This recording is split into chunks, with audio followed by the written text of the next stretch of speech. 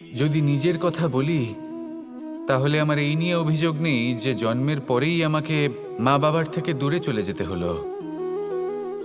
আমার এই নিয়েও অভিযোগ নেই যে একজন মামা যিনি ভাগ্নের জন্য নিজের প্রাণও ত্যাগ করতে পারেন, সেই মামাই আমার প্রাণ কেড়ে নেওয়ার জন্য প্রত্যেক সম্ভাব্য প্রচেষ্টা করলেন। এই নিয়ে অভিযোগ নেই যে মহাযোদ্ধা হওয়া সত্ত্বেও আমাকে সারথি হওয়ার চয়ন করতে হলো।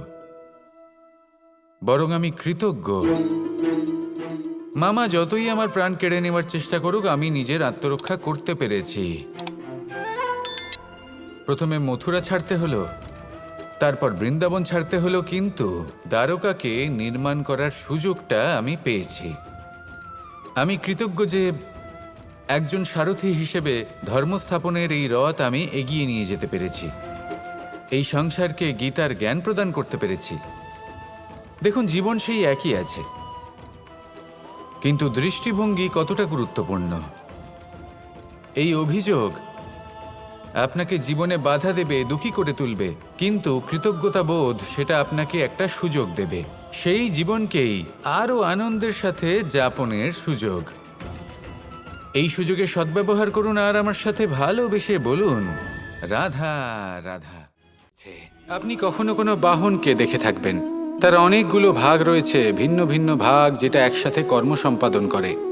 তা সে চাকা হোক বা যন্ত্র হোক, বা সেই বাহন নিয়ন্ত্রণকারী ব্যক্তি আদি ইত্যাদি। সবাই নিজের ক্ষমতা অনুসারে, নিজের স্বভাব অনুসারে নিজের কর্ম করেন। কিন্তু যখন কথা ওঠে বাহনের অগ্রসর হওয়ার, পথ চলার, তখন তার মূল অর্থ যেটা আমরা বুঝি সেটা হলো চাকা। এবার এমন ঠিক কেন হয়? কারণ চাকার স্বভাব হলো চলতে থাকা, সেই জন্য সে চলতে থাকে, তাই বাহনও চলতে থাকে। এবার সেটাই মানুষকে বুঝতে হবে নিজেদের সম্পর্কের বিষয়ে। অনেক সময় মানুষ ব্যথিত হয়ে পড়েন, ভাবেন আমাদের এই জীবনে সম্পর্কগুলো আমাদের ইচ্ছে অনুসারে চলে না। এবার এমনটা মানুষের কেন মনে হয়? এই কারণে মনে হয় কারণ সে সম্পর্কগুলো বুঝতেই পারে না। সম্পর্কগুলোর সাথে কিভাবে চলতে হবে, কিভাবে চলা উচিত, সেটাই সে বুঝে উঠতে পারে না। দেখুন, সম্পর্ক যখন তৈরি হয় তখন সেই ব্যক্তি যুক্ত হন, তাদের সাথে নিয়ে আপনি সামনে অগ্রসর হন। এমন কখনোই হবে না যে আপনি এগিয়ে চলেছেন আর আপনার সম্পর্ক আপনার পেছনে পেছনে আসছে।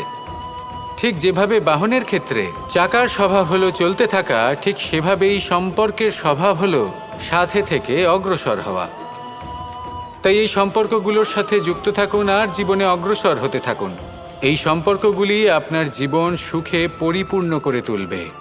আর তখন এই মন সুপ্রসন্ন হয়ে বলবে, রাধা রাধা।